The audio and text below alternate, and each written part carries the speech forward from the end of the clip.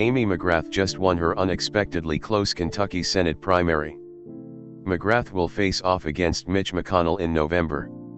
Amy McGrath just won her 2020 Senate primary and will face Senate Majority Leader Mitch McConnell in November.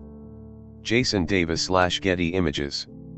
Retired Marine fighter pilot Amy McGrath will face off against Senate Majority Leader Mitch McConnell this fall, after winning a closer-than-expected primary against progressive challenger Charles Booker. The primary proved to be a nail-biter up until the very end, with Booker and McGrath each pulling ahead at various stages of vote counting. Booker dominated in Jefferson County, his home area around Louisville and a key area for Democrats. But ultimately, a weaker margin outside of Lexington wasn't enough to make up McGrath's showing in rural areas outside the two cities.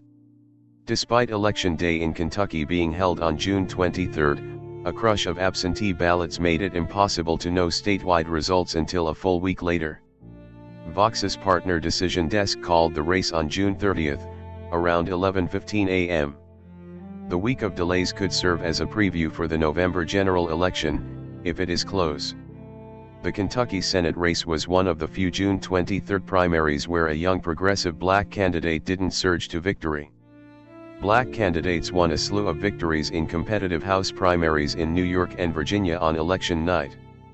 But Booker still came much closer than most political experts inside and outside the state would have believed a year ago or even a few months ago.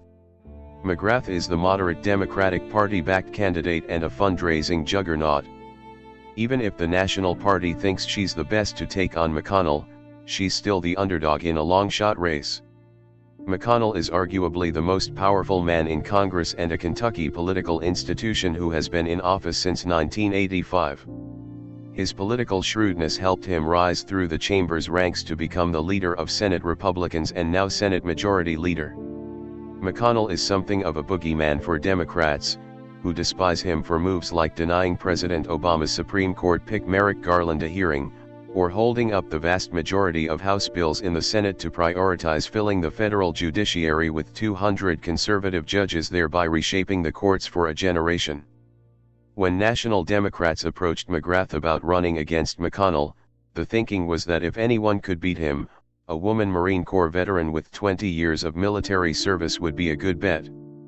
Though she lost her bid to flip a red Kentucky district in 2018.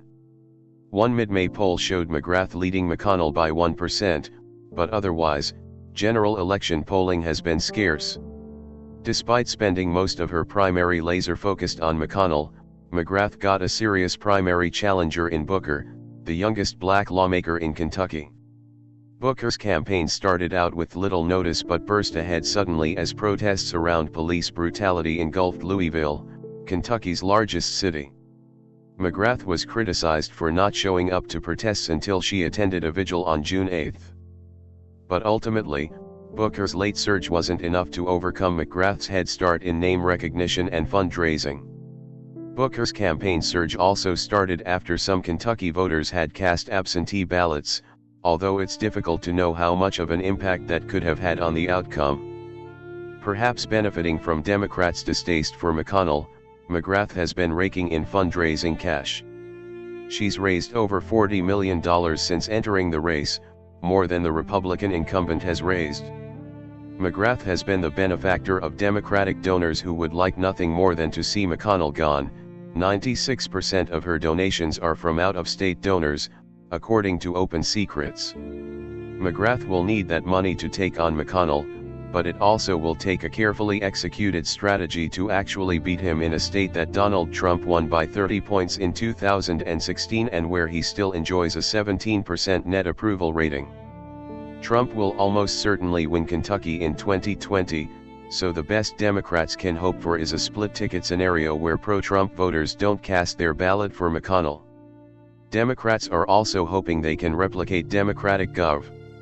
Andy Beshear's 2019 playbook of flipping some suburban areas around the blue centers of Louisville and Lexington that saw massive Democratic turnout. McGrath campaign manager Mark Nicholas recently told Vox the campaign is ready to play McConnell's game in the general election. McConnell is a guy who is battle-tested, and he leans into his bad narrative. He likes being the devil, Nicholas said.